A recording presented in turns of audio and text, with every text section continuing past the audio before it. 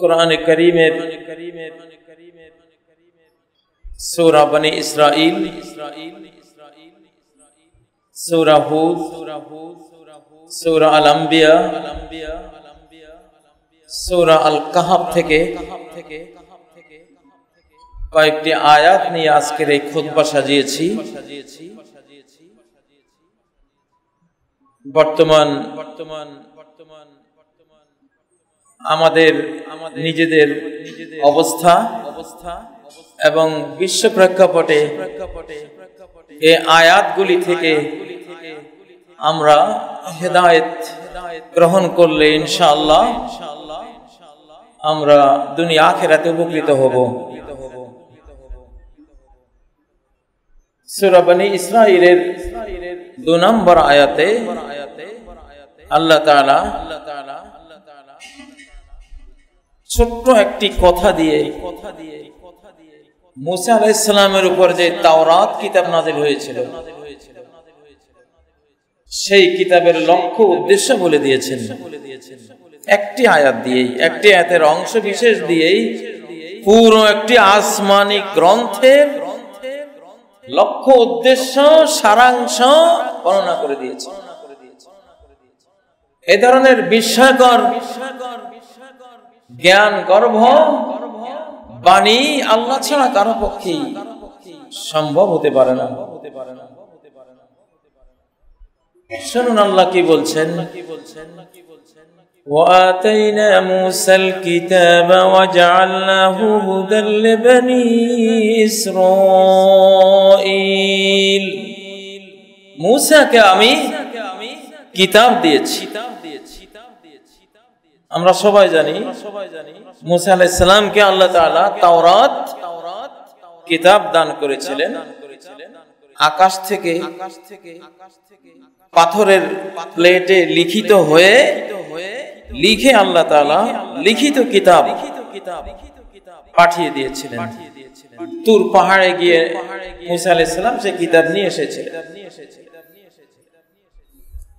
এবং এই কিতাবকে আল্লাহ তাআলা হুদাল লিবানি ইসরাঈল, বনি ইসরাঈল ইয়াকুব আলাইহিস সালামের যারা সন্তান, ইহুদি জাতি, বর্তমান ইসরাইল বলতে আমরা যাদেরকে বুঝি, এরা এবং এদের যত সদস্য সারা পৃথিবীতে আছে এদের সবার জন্য এই তাওরাত কিতাবকে আল্লাহ তাআলা হিদায়াত গ্রন্থ হিসাবে দিয়েছিলেন।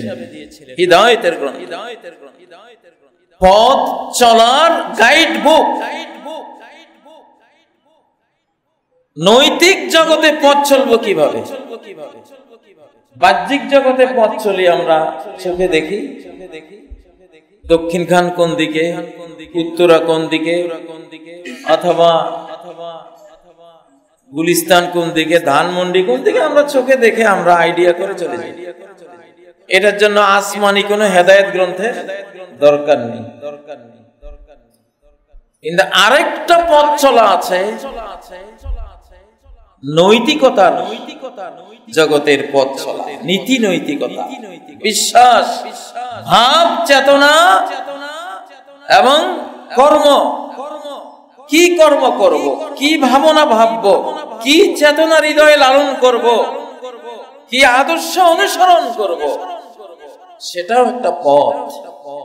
সেই পথ চলার জন্য গায়বী জগতের গাইড বুক লাগে। সেটাই যুগে যুগে এসেছে আল্লাহর কাছ থেকে। সেই ধারাবাহিকতায় তাওরাত কিতাব এসেছিল। وَجَعَلْنَاهُ هُدًى لِبَنِي إِسْرَائِيلَ।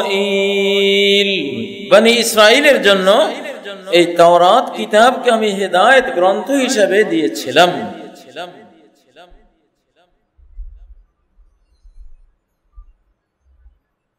সেই তাওরাত কিতাবের সারাংশ কি ছিল? হেদায়েতের খুলাসা, সারসংক্ষেপ বক্তব্য কি ছিল? আল্লা তাত্তাখিযু মিন দুনি ওয়াকিলা, আমাকে বাদ দিয়ে কাউকে তোমরা ওয়াকিল গ্রহণ করো না। গোটা তাওরাত কিতাব অবতরণ করার লক্ষ্য উদ্দেশ্য সার সংক্ষেপে এই কথাটা। আল্লাহ বলছেন আমাকে ছাড়া কাউকে ওয়াকিল নির্ভরযোগ্য হিসাবে গ্রহণ করো না। ট্রাস্ট রাখা যায়, আস্থা রাখা যায় এমন শুধু আমি আছি, আর কেউ নাই। যত তাওয়াক্কুল, যত ভরসা, যত নির্ভরশীলতা সব আমার উপরে করবা। এইটা বুঝাবার জন্য তাওরাত নাজিল করেছি তোমাদের উপরে।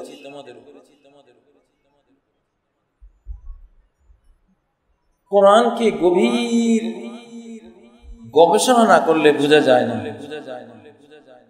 বাহ্য তো মনে হবে এটা আর কেমন কি কথা, কিন্তু এই কথাটা যে জীবনের শত লক্ষ ক্ষেত্রের প্রতিটি ক্ষেত্রে আমাকে প্রয়োগ করতে হবে, বাস্তবায়ন করতে হবে, সেটা করতে গেলে বুঝবেন যে এই ছোট্ট কথাটা কত বিশাল, মহাকাশের চেয়েও বড়, মহাসাগরের চেয়ে আরো গভীর বিস্তীর্ণ।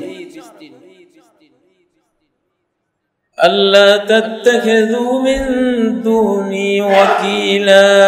বনি ইসরাইল, ইহুদিরা ইতিহাসে বারবার মার খেয়েছে, প্রচন্ড মার খেয়েছে। ওক্তে নাসরের হাতে মার খেয়েছে,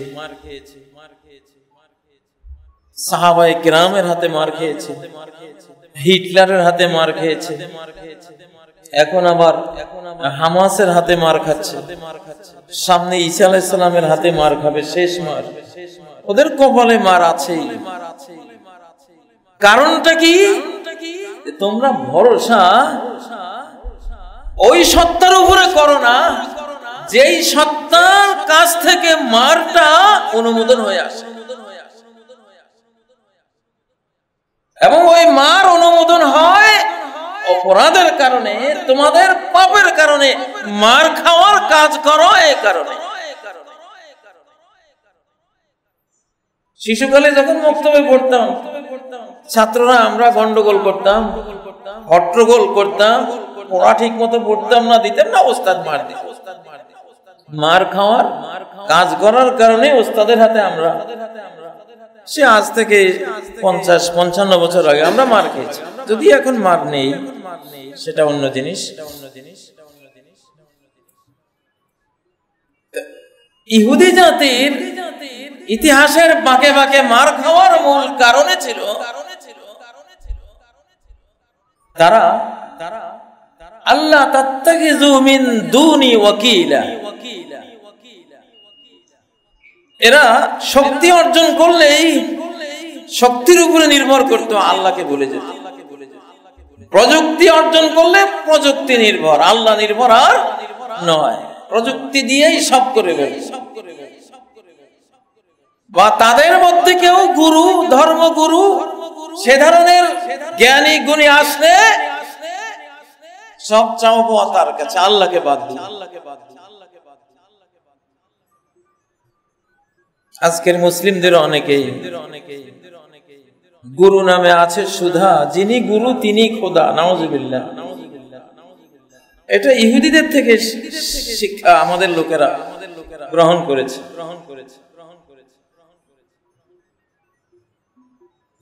আল্লাহ বলেন ইউদাব্বিরুল আমরা মিনাস সামাই ইলাল আরদ। সকল অর্ডার, ইউদাব্বিরুল আমরা, আমর মানে অর্ডার, আদেশ, কমান্ড। একটা মশা আমাকে কামড়াতে গেলেও আল্লাহ থেকে কমান্ডটা আসতে হবে, অনুমোদন আসতে হবে, না হলে সে করতে পারবে না। বিলিয়ন ট্রিলিয়ন কমান্ড আকাশ থেকে আসে ইলাল আরদি, জমিনের দিকে। আপনি মসজিদে আসতে পারতেন না যদি আসার অনুমোদন আল্লাহ থেকে না আসতো। আমিও পারতাম না যদি অনুমোদন, পারমিশন, কমান্ড সেখান থেকে না আসতো। কে বুঝাবে এই যুগের বিজ্ঞানের গর্বে গর্বিত মানুষদেরকে যে এই দৃশ্যমান জগৎ পুরোটাই চলে আনসিন জগতের আদেশে, অদৃশ্য জগতের অর্ডারে। গায়েবী জগতের অর্ডার ছাড়া এই পৃথিবীর একটি পাতারও স্পন্দন করার কোনো ক্ষমতা নাই।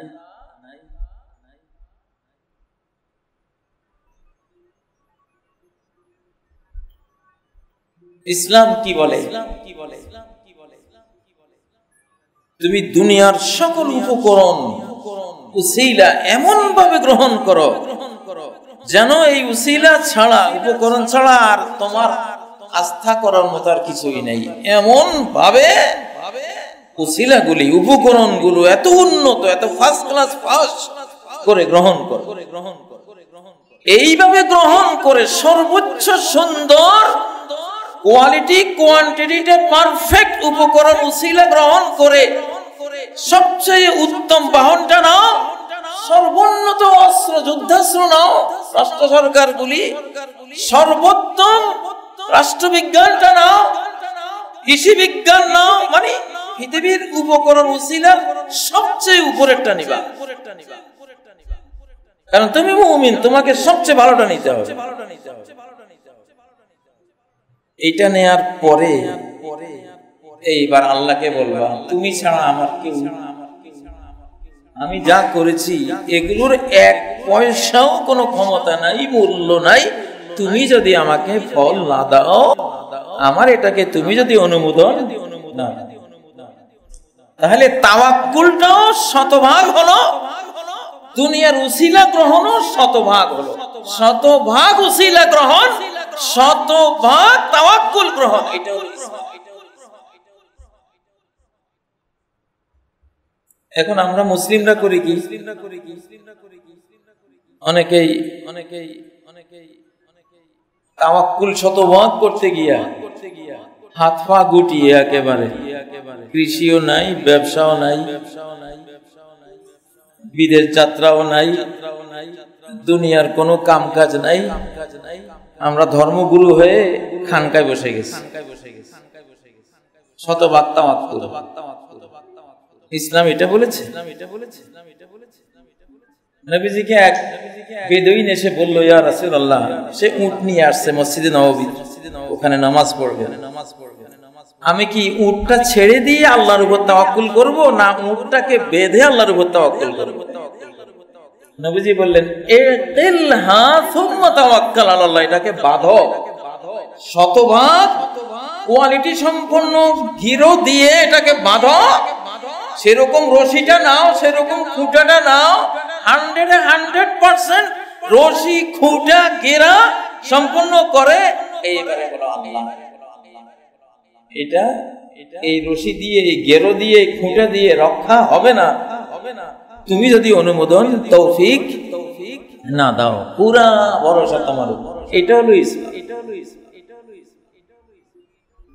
উসিলা গ্রহণও শতভাগ, কিন্তু এটাও জানতে হবে এইসব উসিলার নাথি, উসিলার সস্তা যদি এই উসিলাকে বহাল না রাখে।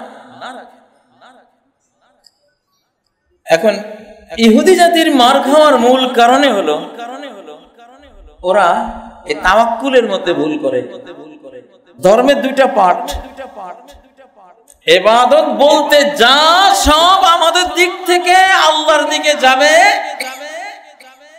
সাহায্য সহযোগিতা বলতে যা সব কিছু আল্লাহর কাছ থেকে আমাদের দিকে আসবে। একটা আমাদের কাছ থেকে আল্লাহর দিকে যাবে ইবাদত, আর একটা আল্লাহর কাছ থেকে আমাদের দিকে আসবে ইস্তেআনাত, সাহায্য সহযোগিতা, রিজিক, টাকা পয়সা, অক্সিজেন, ঘর বাড়ি, শরীর স্বাস্থ্য যা আছে। দুই কথায় ধর্ম শেষ। তোমার যা আছে সব স্রষ্টাকে দাও, তোমার যা লাগে সব স্রষ্টা থেকে নাও। এই কথাটা আপনারা প্রতিদিন বলেন, প্রতি রাকাতে বলেন। কেউ খেয়াল করেন, কেউ করেন না। কথাটা কি? ইয়াকা না'বুদু ওয়া ইয়াকা নাস্তাঈন। ইবাদত বন্দেগী, রুকু, সেজদা, দোয়া, প্রার্থনা, আবেগ, কান্নাকাটি সবই তো ইবাদত। যা আছে সব তোমার। আর আমি যা নিঃশ্বাস নেই, অক্সিজেন গ্রহণ করি, আমি যা খাই, পানি পান করি, আমি একটু ঘুমাই, আমি একটু বিশ্রাম করি, আমি একটু উপার্জন করি, আমি একটু জমি কিনি, আমি একটু বিদেশ যাত্রা করি, ব্যবসা করি, যা পাই সব তোমার কাছ থেকে পাই। দুই কথায় শেষ, না'বুদু আর নাস্তাঈন। দুই কথায় হাসান বসরি রাহিমাহুল্লাহ বলেন যে আসমানি 104টি গ্রন্থের সমস্ত জ্ঞান কোরআনে দেয়া হয়েছে। কোরআনের সমস্ত জ্ঞান মুফাসসাল সূরা সমূহের মধ্যে দেয়া হয়েছে। মুফাসসাল সূরা সমূহের সমস্ত জ্ঞান সূরা ফাতিহার মধ্যে দেয়া হয়েছে। সূরা ফাতিহার সমস্ত জ্ঞান ইয়াকা না'বুদু ওয়া ইয়াকা নাস্তাঈন এর মধ্যে দেয়া হয়েছে। এখন ইহুদি জাতির মার খাওয়ার, নির্যাতিত হওয়ার মূল কারণ কি? তারা আল্লাহ নির্ভর হতে ভুল করে। এখন যেমন এখন বর্তমান যে বৈজ্ঞানিক জগৎ, এর প্রায় পুরোটাই ইহুদিদের নামে বেনামে তাদের। Israel, Zionist, 13 family, freemasonry, black magician, এই বিভিন্ন ধরনের বিশ্বের গোপন সংস্থা, পর্ব আবিষ্কারক, টোটালটাই মুসলিমদের থেকে জ্ঞান বিজ্ঞান চুরি করে এরা বিগত 1 শতাব্দী বা আরো কিছু বেশি সময় এরা এটা দিয়েছে। দিয়ে সারে আল্লাহকে ভুলে গেছে। আল্লাহ নাই, ওদের বিজ্ঞান জগতে আল্লাহই নাই। এই জন্য মার খাচ্ছে, কোন প্রযুক্তি কাজে আসবে না। এক কথায় তাওরাত কিতাবের সারবত্ত আল্লাহ বলে দিলেন, আল্লাহ তাত্তাখিযু মিন দুনি ওয়াকিলা। আমি ছাড়া হাজার কোটি উপায় অবলম্বন উসিলা তোমার হাতে আছে, কিন্তু এগুলির উপর ট্রাস্ট করবে না। ট্রাস্ট আমার উপরে করবে, কারণ এগুলি আমার সৃষ্টি, আমার হুকুমে কাজ করে। নমরুদ ইব্রাহিমকে আগুনে ফেলে দিয়েছে, আগুন তো আল্লাহর গোলাম, সে আল্লাহর হুকুমে কাজ করবে। নমরুদ মনে করেছে এত বড় উসিলা নিয়েছি, এত বড় অগ্নিকুণ্ড জ্বালিয়েছি, ইব্রাহিম আর কই যায়? জ্বালিয়ে দেখেছে ইব্রাহিম ওই আগুনের ভিতরেই যেন জান্নাতে আছে। বা খালিল আসনারেরা গুলজার কর কুল্লা ইয়া নারু কুনি বারদান ওয়া সালামান আলা ইব্রাহিম। প্রযুক্তির উপরে প্রযুক্তি নিবা, কিন্তু ভুল করো না। প্রযুক্তির উপরে তাওয়াক্কুলটা দিবা না। প্রযুক্তি নিবা, কিন্তু তাওয়াক্কাল তো আলা টেকনোলজি, এটা করবা না। টেকনোলজির উপরে তাওয়াক্কুল, এটা করবা, মার খাবা। এখন যে মারটা খাচ্ছে ওরা, এই কারণে মারটা খাচ্ছে, খাবে। এখানে একটা কথা প্রসঙ্গত বলে রাখি, এখন পৃথিবীতে তাদের কোন প্রযুক্তি, তাদের তৈরি কোন যুদ্ধাস্ত্র মুসলিমদের যুদ্ধাস্ত্রের সাথে আর পারবে না, আর পারবে না। এই জন্য বাংলাদেশ অনেক ভালো করেছে, অনেক ভালো করবে যদি মুসলিমদের প্রযুক্তি কিনে আনে। যদি মুসলিমদের প্রযুক্তি কিনে, সামনের আয়াতের ব্যাখ্যা থেকে কথাটা বেরিয়ে আসবে। ওদের প্রযুক্তি এখন ডাউনে চলে গেছে, যাবে, চলে গেছে, অলরেডি যাচ্ছে। তুরস্কের বাইরেক্টর TV2 একটা ড্রোন ওরা বানিয়েছে।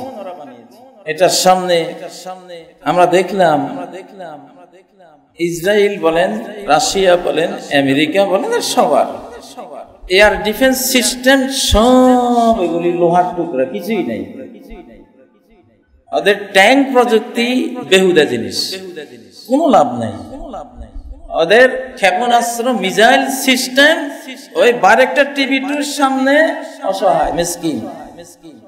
ওরাই বলছে আমাদের 16 ট্রিলিয়ন অস্ত্রের বাজার মেরে দিয়েছে এই কয় লাখ টাকার একটা বাইরেক্টর টিভিতে। একটা ছেলে আবিষ্কার করেছে, মুসলিম। ব্রেইনের সাথে যখন কোরআন যোগ দেয়, এই ব্রেইনের সাথে পৃথিবীর কোন জাতি পারে না। অতীতেও মুসলিমরা এই জ্ঞান বিজ্ঞানের সকল সেক্টরে এরা ফাদার। এদের ব্রেনের সাথে কোরআন যখন যোগ দিয়েছে, এরা বিশ্বকে সবকিছু দিয়েছে। আবার মুসলিম জাতি ঘুমিয়ে পড়েছে, ওদের জ্ঞান বিজ্ঞান চুরি হয়ে গেছে ইহুদিদের দ্বারা, খ্রিস্টানদের দ্বারা। আবার মুসলিমরা জেগে উঠছে। সূরা বনী ইসরাঈলের 7 নম্বর আয়াতটা এটা দেখেন, 7 নম্বর আয়াতের শেষাংশে ফাইজা জাআ ওয়াদুল আখিরাহ, ইহুদি জাতির বিশ্ব অশান্তি সৃষ্টির শেষবার যখন আসবে, আবার এদের বিরুদ্ধে আমি আমার ইমানদার বান্দাদের এক দল আমি দাঁড় করাবো, যারা একদিকে ঈমান, ধার্মিকতা, আধ্যাত্মিকতায় শতভাগ পারফেক্ট, আবার প্রযুক্তিতেও তারা শতভাগ পারফেক্ট। ওরা উসিলাও নিয়ে নেবে 100 ভাগ, 100 ভাগে 100 ভাগ। ওরা আধ্যাত্মিকতা, ধার্মিকতা, ঈমান, কোরআন, ওহীর জ্ঞানও নেবে তারা শতভাগ। এদেরকে আনবো। এরা যখন আসবে 3টা দৃশ্য পৃথিবীতে দেখবা, দেখতেছি এখন। যারা কোরআন পড়েন আর বুঝেন, এক চোখ কোরআনের দিকে আর এক চোখ পৃথিবীর দিকে যারা দেন, তারা দেখবেন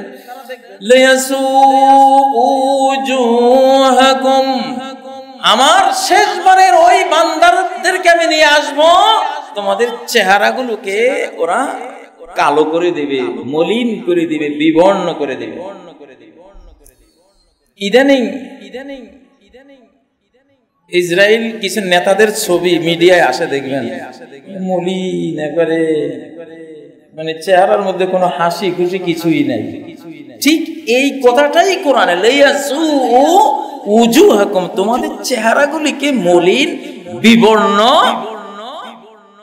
কুশ্রী, বিশ্রী করে ছাড়বে। কারণ যখনই তুমি দেখবা তোমার প্রযুক্তি শেষ, তোমার আশা ভরসার শেষ পয়েন্টটাও ধ্বংস হয়ে যাচ্ছে, তখন চেহারার মধ্যে হাসি তো থাকে না। মনে যখন দুঃখ আসে, চেহারা তখন সেই দুঃখের কালিমা প্রকাশ করে দেয়, সেই দুঃখের কালিমা প্রকাশ করে। তোমাদের চেহারা কালো করে দেবে। 1 নম্বর, নেতাদের চেহারাও কালো হয়ে যাবে, জনগোষ্ঠীর চেহারাও কালো হয়ে যাবে। আশার গুড়ে বালি, যে আশায় ফিলিস্তিনকে দখল করেছিলে, সেই আশা যখন ব্যর্থ হতে দেখবে, বরং এটা তোমাদের গোরস্থান হয়ে যাচ্ছে, এটা দেখবে, চেহারার মধ্যে আর সেই ঔজ্জ্বল্য, প্রসন্নতা আর থাকবে না। 2 নম্বর,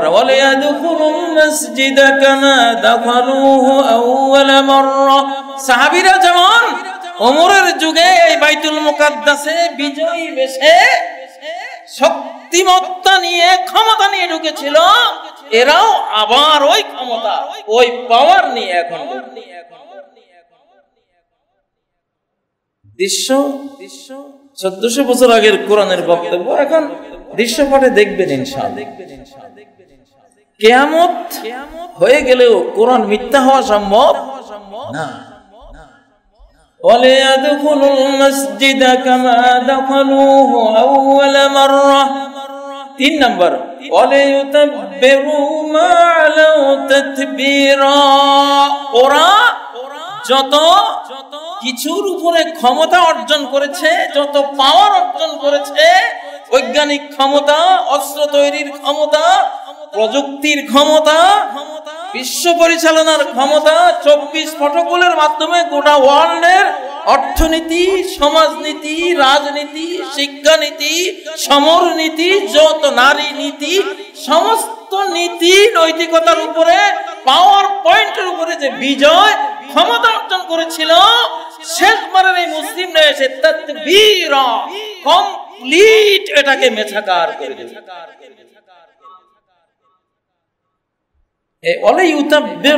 সূরা বনী ইসরাঈলের 7 নম্বর বলেছিলাম না 8 নম্বর? 7 বা 8 এই আয়াতটা বলছে যে ওদের সামরিক প্রযুক্তি এখন তাকবীরা, মেছাকার হয়ে যাবে, কিচ্ছু কাজে আসবে না। ওদের অর্থনৈতিক সিস্টেম মেছাকার হয়ে যাবে, ব্যাংকিং সিস্টেম যা করেছে হঠাৎ একদিন শুনবেন সব নাই নাই হয়ে গেছে। সমস্ত 24 ফটকের যত ওদের স্বপ্ন স্বাদ অভিলাষ, বিশ্বকে হলিউড বলিউডের মিডিয়ার জগৎ, সিনেমার জগৎ, তারপর এই অর্থনৈতিক শিক্ষাগত যা আছে, যা তারা নিজেদের হাতের মুঠোয় নিয়েছিল,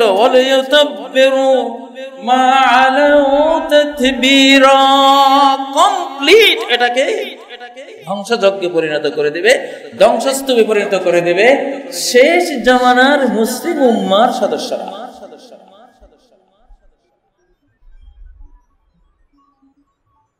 চোখে দেখতে পাচ্ছি, কোরআনকে চোখে দেখতে হয়, কোরআনকে পৃষ্ঠায় পড়ে এরপরে চোখ দিয়ে পৃথিবীতে দেখবেন। এই যুগটা শুধু কোরআন বুঝার যুগ না, কোরআন দেখারও যুগ, দেখারও যুগ। সানুরিহিম আয়াতিনা, আমি আমার আয়াত দেখিয়ে দেব, মানুষদের দেখাবো। এখন আল্লাহ দেখাচ্ছেন। সূরা বনী ইসরাঈলটা পড়েন, আরে 7 বাই 8 নম্বর আয়াতটা, এটা কিভাবে ওরা একটা একটা করে ওদের সবকিছু হারিয়ে যাবে, ওদের কারোর চেহারা এখন আর হাসি নেই। এমন দুর্নিবার গতিতে মুসলিম উম্মাহ, গোটা মুসলিম উম্মার উত্থান ঘটবে ইনশাআল্লাহ। দেখতে দেখতে সেটা আসতেছে। কথাটা শুরু করেছিলাম যে তাওরাত কিতাবের নাজিল হওয়ার পুরো উদ্দেশ্য এক আয়াতের এক অংশে আল্লাহ বলে দিয়েছে যে যা কিছু শক্তি অর্জন করো, প্রযুক্তি অর্জন করো, ক্ষমতা অর্জন করো, ধনবল, জনবল, অস্ত্রবল, রাষ্ট্রবল, যত বল আছে অর্জন করো, জ্ঞান বল, বিজ্ঞানের বল, সব অর্জন করো, কিন্তু ট্রাস্ট, ভরসা কার উপর? আল্লাহ বলছেন আমার উপর, আমি ওয়াকিল। আল্লাহ 99 নামের এক নাম হলো ওয়াকিল। সমস্ত কাজের দায়িত্ব তত্ত্বাবধান যিনি করেন, তিনি ছাড়া আর কেউই কোন কর্মের ফুল পাওয়ার পেতে পারে না, নাই। তার অনুমোদন ছাড়া এই মহাবিশ্বে, এই বিশ্বে একটি ধূলিকণার মধ্যে কোনো স্পন্দন তৈরি হওয়ার কোনো সুযোগ নাই। এই মর্ম মনোথিজম বুঝে আমার উপরে ট্রাস্ট। দুনিয়ার উসিলা নাও, কোনো আপত্তি নাই, উসিলার উসিলা নির্ভর হয়ে যেও না, আল্লাহ নির্ভর হয়ে থাকবে। এটাই হলো দাবি গোটা তাওরাত কিতাবের। এটা যেখানে ভুল করবো সেখানে মার খাবো। ঠিক এই ভুল মুসলিমরাও করেছে বিগত 150 বছর আগে থেকে। আল্লাহর উপর তাওয়াক্কুল করেনি, আমেরিকার উপরে তাওয়াক্কুল, ব্রিটিশদের উপরে তাওয়াক্কুল। ব্রিটিশরা যখন এই দেশ দখল করে আজ থেকে 250 বছর আগে, তখন আলিম ওলামারা ক্ষমতায় ছিলেন, ইসলাম ক্ষমতায় ছিল। আলিম ওলামারা পর নির্ভর হয়ে গেছিলেন। কবর, মাজার, পীর, ফকির, গুরু, এটা সেটার উপরে নির্ভরশীল। গায়রুল্লাহর উপরে মুতাওয়াক্কিল, নির্ভরশীল হওয়াতে আল্লাহ ওনাদের থেকে ক্ষমতা নিয়ে নিলেন। কিন্তু জাতির উচিত ছিল যে আলেমরা তারা ভুল করেছে, আমরা সঠিকটা করব, আমরা আল্লাহ নির্ভর হব, আমরা কোরআনকে এমন ভাবে বুঝবো যেভাবে বুঝলে পরে আরেকবার বিশ্ব নেতৃত্বে আমরা আমাদের জনগণ করলো কি, আলেমদের থেকে তো ক্ষমতা নিয়ে নিল বটে, এরা ধর্মগুরু বা কবর মাজার নির্ভর হয়ে গেছিল, ওরা হয়ে গেছে ব্রিটিশ নির্ভর, আমেরিকা নির্ভর, পশ্চিমা লাল গোরা বাবুদের উপরে তাওয়াক্কুল। সঠিক পথে এরাও যাইতে পারলো না, জনগণও যাইতে পারলো না, এই জন্য মার খাইলাম, এখনো খাচ্ছি। এখন যখন সবাই বুঝতেছি যে না, গোরা বাবুদের কাছে কিছুই না, এখন সবাই বুঝে গেছে আমেরিকা, ইউরোপ, অস্ট্রেলিয়া, রাশিয়া, এই শক্তি ওই পরাশক্তি, যে যা বলুক সব ধোঁকাবাজ, প্রতারক। আসলে আমাদেরকে মারাই হলো উদ্দেশ্য, আমাদেরকে খান খান করে টুকরো টুকরো করে আমাদের সম্পদ তারা নিয়ে যাবে, এটাই হলো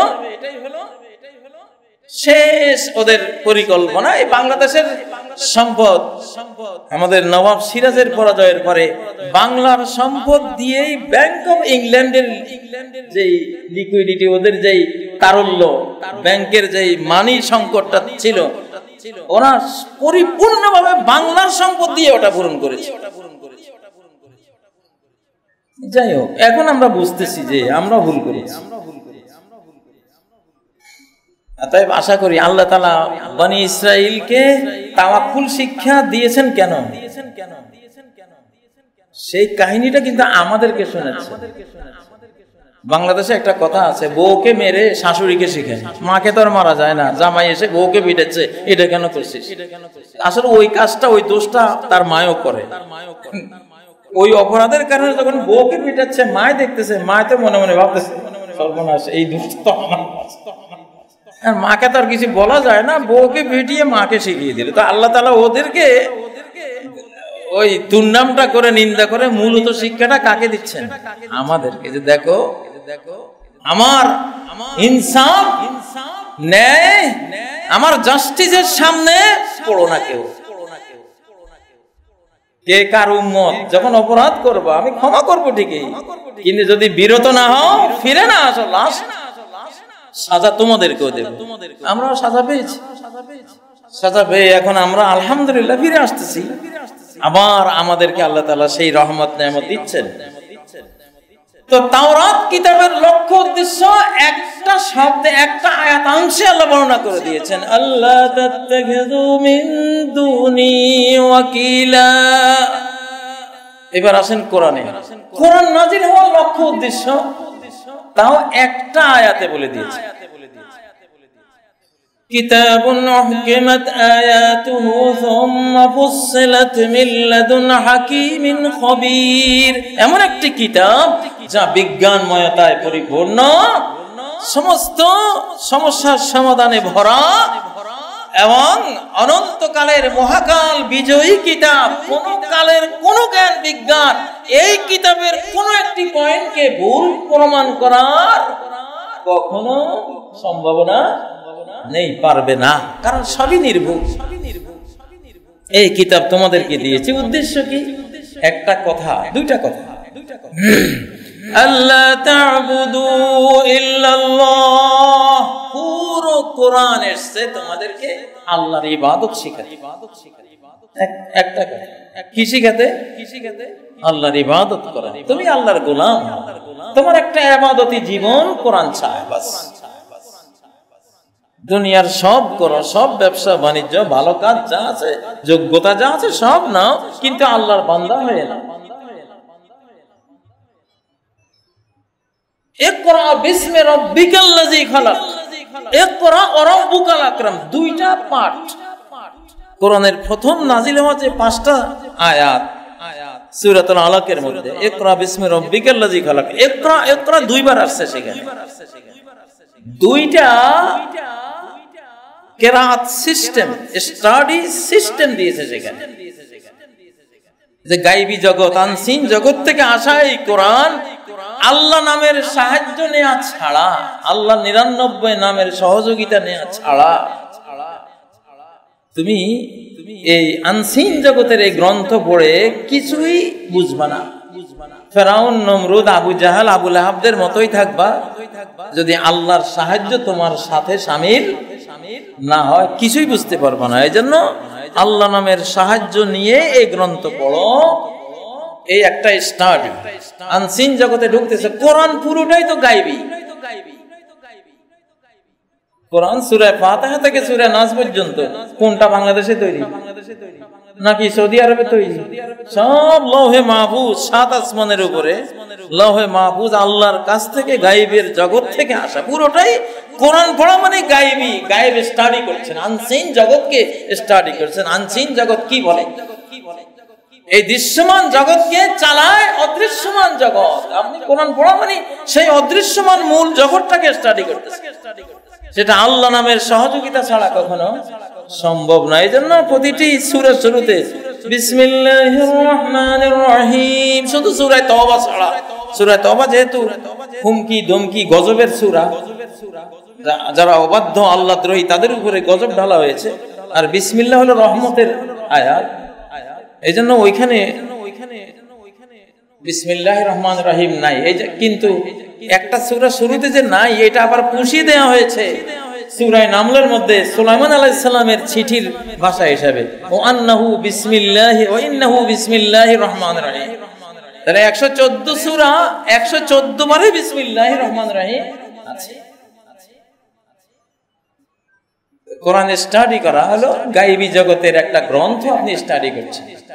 এটা দুইটা নিয়ম, একটা হলো আল্লাহ নামের সাহায্য নিয়ে পড়েন যে আমার কিছুই নেই, আমার কোনো ক্ষমতাই নাই এই কিতাব বোঝা, তোমার বলে আমি বলিয়ান হলে আমি বুঝবো, তোমার কিছু জ্ঞান আমি পেলে আমি এখান থেকে জ্ঞান নিতে পারবো, তোমার কিছু বিজ্ঞান আমার শামিলে হাল হলে আমার জীবনে এসে ধরা দিলে আমি কিছু বিজ্ঞান এখান থেকে নিতে পারবো। এই বিশ্বাস, এই ঈমান নিয়ে যে কোরআন পড়ে সে কোরআন থেকে কিছু পাবে। ঈমানের এই লাইন ছাড়া, এই তার কেবল ছাড়া কোরআনের সাথে যে সংযুক্ত হয়, কেবলবিহীন যেমন বিদ্যুৎ আসবে না, ওই বিসমিল্লাহির রহমানির রহিম তথা ঈমান ভক্তি এইটা বিহীন কোরআনের কোনো জ্ঞান আপনার সিনায় আসবে না। কোরআন নাজিল হওয়ার প্রথম 5 আয়াতে কোরআন স্টাডির 2টা পদ্ধতি আল্লাহ এমন সুন্দরে বলেছেন, এই 2 পদ্ধতি ফলো করলেই কোরআন বোঝা সম্ভব, না হলে মোটেও সম্ভব না। প্রথম হলো ইকরা বিসমি রাব্বিক, রবের প্রতি ঈমান, রবের 99 নামের প্রতি ঈমান, রবের প্রতি যে ভক্তি শ্রদ্ধা, এটা হলো কেবল। কোরআন বোঝার এই কেবলটা আগে সেট করো, বিসমিল্লাহির রহমানির রহিমের তারটা আগে লাগাও, ঈমান আগে ঈমান আনো। কোরআনের প্রতি ঈমান ছাড়া আবু জাহেলে পড়ছে, পড়েই বলছে এগুলি তো বানোয়াট কথা, আবু লাহাবে পড়ছে এগুলি মিথ্যা কথা। আরবের কত বড় বড় কাফের কবি ওরা পড়ছে, পড়েই বলছে যে এটা জাদু, কেবল নাই তো। যার পেটের মধ্যে ডিসেন্ট্রি আমাশয়, ও যত খাঁটি পদ্মার ইলিশ, যত তাজা ইলিশ মাছ খাবে তত আমাশয় বাড়বে, পেট খারাপ, পেটে ডায়রিয়া, যত খাঁটি দুধ খাবেন, ভেজাল দুধ হইলে অনেক সময় ডায়রিয়া নাও বাড়তে পারে, কিন্তু দুধ যত খাঁটি হবে ডায়রিয়ার পেটে তত ক্ষতি করবে, তত পেট খারাপ করবে। কোরআন পড়ার 2টা পদ্ধতি কোরআন নিজে বলে দিয়েছে, একটা হলো আগে ঈমান, আগে ঈমানদার হতে হবে, ভক্তির কেবল লাগাইতে হবে। বিসমিল্লাহির রহমানির রহিম, বিসমিল্লাহ, ওরা তো বিসমিল্লাহ লাত উজ্জার নামে, লাত উজ্জার প্রতি ঈমান এনে লাত উজ্জার নামে শুরু করছে, এটা তারা বলতো। আল্লাহ বলে কাজ হবে না এখানে, লাত মানতের প্রতি ঈমান, লাত উজ্জার প্রতি ঈমান এনে কোরআন ধরবা, কিছুই বুঝবা না। আরো আমাশয় রোগীর ইলিশে যত রূপ বাড়ায়, আমাশয় বাড়ায়, তোমার আরো গুমরাহি বাড়াবে। এই যে কোরআন স্টাডির প্রথম নিয়ম, কোরআন নিজে বলছে বিসমি রাব্বিক, রবের প্রতি ঈমান এনে, রবের 99 নামের প্রতি ঈমান এনে, রবের প্রতি ভক্ত হয়ে যদি পড়ো, তাহলে শুরু হলো ইনশাআল্লাহ তোমার বরকত, জ্ঞান।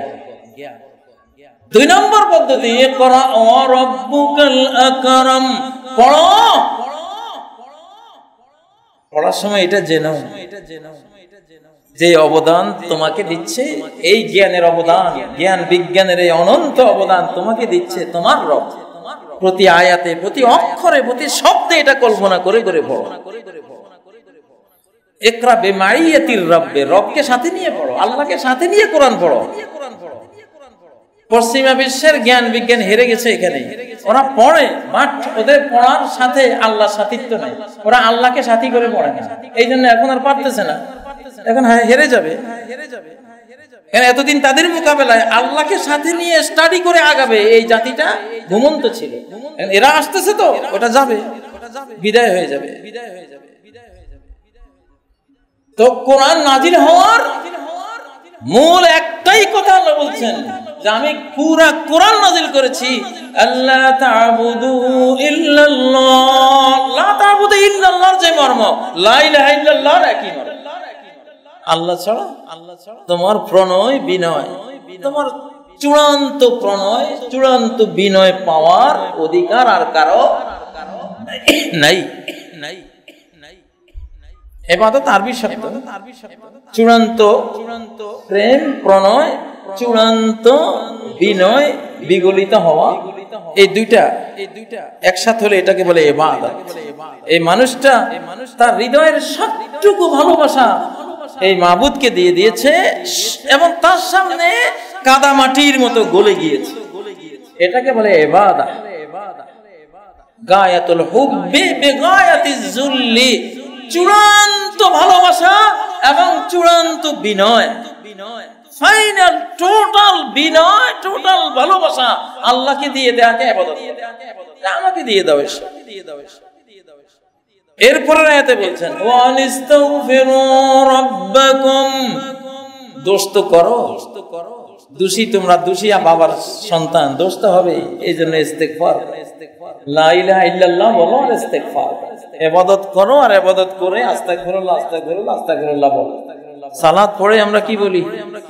সালাম ফিরিয়ে এমন ভাব দেখাই মনে হয় যেন মহাপাপ করে বের হয়েছে, আস্তাগফিরুল্লাহ আস্তাগফিরুল্লাহ আস্তাগফিরুল্লাহ। ইবাদত করো আর ইস্তেগফার। কোরআন নাজিলের দুইটা উদ্দেশ্য। এখন আমরা কোরআন পড়ি, ইবাদতের চেতনা আসে না। কোরআন পড়ি, নামাজ পড়ে না। কোরআন পড়ে, সালাত পড়ে না। কোরআন পড়ে, সুদ খায়। কোরআন পড়ে, পর্দা করে না। কোরআন পড়ে, মানুষ খুন করে, জুলুম করে। কোরআন পড়ে, মিথ্যা কথা বলে না। তো কোরআন এসেছেই তোমাকে আল্লাহর খাঁটি বান্দার যতগুলি গুণ, তুমি বিশ্বাসী হবা, তুমি সত্যবাদী হবা, তুমি ন্যায়পরায়ণ হবা, তুমি আল্লাহর একজন হক আদায়কারী, আল্লাহর সৃষ্টি হবা, আল্লাহর সৃষ্টির অধিকার দাতা একটা সৃষ্টি হবা। হকুল ইবাদ এবং হকুল্লাহ, মানবাধিকার এবং স্রষ্টার অধিকার, এই দুই অধিকার তুমি দিবা কোরআন পড়ে। এটাই তো কোরআন নাজিলের উদ্দেশ্য, আল্লাহ তা'বুদু ইল্লাল্লাহ। এজন্য শয়তান বলে আমি মানুষকে ধ্বংস করেছি গুনাহ খাতা দিয়ে, আর এরা আমাকে ধ্বংস করে দিয়েছে লা ইলাহা ইল্লাল্লাহ আর আস্তাগফিরুল্লাহ দিয়ে। আমি 70 বছর এদেরকে শিরিক করাই, কুফরি করাই, গোমরাহির মধ্যে ফেলে রাখি। হঠাৎ কি হয়? কালেমা পড়ে ফেলে, লা ইলাহা ইল্লাল্লাহ, আশহাদু আল্লা ইলাহা ইল্লাল্লাহ পড়ে ফেলে। এরপর আল্লাহর কাছে মাপ চাইতে থাকে। লা ইলাহা ইল্লাল্লাহ দ্বারা রহমতের দুয়ার খুলে যায়, আস্তাগফিরুল্লাহ দ্বারা আযাবের দুয়ার বন্ধ হয়ে যায়। আমার যত মিশন, আমার যত চেষ্টা, চক্রান্ত সব ব্যর্থ। এটা এই জন্য কোরআন নাজিল হয়েছে কেন? যত জ্ঞান, বিজ্ঞান, মহাকাশ বিজ্ঞান, ভূতত্ত্ব বিজ্ঞান, প্রাণী বিজ্ঞান, এই বিজ্ঞান, সেই বিজ্ঞান, দুনিয়ার সমস্ত জ্ঞান বিজ্ঞান আল্লাহ কোরআনে দিয়েছেন, বুঝিয়েছেন। সবগুলির উদ্দেশ্য তুমি আল্লাহ ওয়ালা হও, তুমি আল্লাহর কাছে বিনয়ী হও। তুমি মানুষটা বিশাল জ্ঞানী, তোমাকে জ্ঞান ছাড়া কন্ট্রোল করা যায় না। এই জন্য বিশাল জ্ঞানের মহাসাগর তুলে ধরেছেন কোরআন, যাতে তুমি আল্লাহকে বুঝতে পারো, আল্লাহ ওয়ালা হও। তাহলে দেখুন তাওরাত কিতাবের সারাংশ কি ছিল? আল্লাহ তাত্তাখিযু মিন দুনি ওয়াকিলা, আমি ছাড়া কারোর উপর ভরসা করো না। আর কোরআনের সারাংশ কি? আমি ছাড়া কাউকে মাবুদ রূপে গ্রহণ করো না। আর আমার ক্ষমা ছাড়া যতই ইবাদত করো, তাহাজ্জুদ 12 রাকাত বা 100 রাকাত বা 500 রাকাত পড়ে যদি মনে করো, শাবাশ, আর জান্নাত পাইতে আর লাগে কি? তাহলে শেষ। ভালো করে সালাত পড়ে যদি আল্লাহকে বলেন, আল্লাহ এরকম নামাজ তোমার বান্দায় কোন বান্দায় পড়ছে? তা আল্লাহ কইব তোর এই নামাজেরই দরকার। একজন সম্মানিত মেহমানকে মেহমানদারি করে বিদায়ের আগে যদি বলেন, এরকম খাবার খাইছিলেন আর কোথাও? আস্তাগফিরুল্লাহ। ওই ভদ্রলোক তো বমি করতে চাইবে। সি আস্তাগফিরুল্লাহ। আমাকে একজনে বলছিল জীবনে, আমার এখনো ঘৃণা লাগে ও কথাটা মনে। সবাই বলে হুজুর শুধু কষ্টই দিলাম, কিছুই খাওয়াইতে পারলাম না। অথচ সে রান্না করে নাই এমন কি ছিল? 25-26 প্রকারের রান্না বান্না করে তরি তরকারি মেহমানদারিতে আইনে তারপরে বলে কি কিছুই খাওয়াতে পারলাম না। এই লোকটার প্রতি একটা ভালোবাসা আসে, ভক্তি আসে, শ্রদ্ধা আসে। এই জন্য হাজারো ইবাদত করার পরে আল্লাহকে বলে, আল্লাহ সব যেন গুনাহই করলাম, তোমার উপযুক্ত কিছুই করতে পারলাম না, আল্লাহ মাফ করে দাও। এটা মানুষের কাছেও সমাদৃত, আল্লাহর কাছেও সমাদৃত। এইটাই আল্লাহ প্রশংসা করেছেন সূরা আল মুমিনুনের মধ্যে, ওয়াল্লাযীনা ইউতুনা মা আতাউ ওয়া কুলুবুহুম ওয়াজিলাহ আন্নাহুম ইলা রাব্বিহিম রাজিউন। যারা সমস্ত করণীয় পুণ্য কর্ম নেক আমল সব করে, করার পরে থরথর করে হৃদয় কাঁপে, আল্লাহর কাছে কি নিয়ে যাবে। এইটা হলো বান্দা, এগুলি হলো ভদ্র স্মার্ট বান্দা। আর নামাজ 2 রাকাত পড়ে আমার মতো নামাজ তোমার বাংলাদেশে কেউ পড়ছে? আল্লাহরে খোঁটা দিয়ে বসছেন, অহংকার। এগুলি হলে এটা সে গুনাহগার আল্লাহর কাছে প্রিয়। এই ধরনের ইবাদতকারীর চেয়ে গুনাহগাররা বেশি প্রিয়। ইবাদতকারীর লাফালাফির চেয়ে গুনাহগারের কান্নাকাটি আল্লাহর কাছে বেশি প্রিয়। তো যাই হোক, ছোট হওয়া, আল্লাহর কাছে ছোট হতে শেখো। কোরআন নাজিল হয়েছে, ইবাদত মানে কি? আমি আল্লাহকে পুরো ভালোবাসা দিয়ে বিনয়ী ছোট হয়ে গেলাম, মাটি হয়ে গেলাম।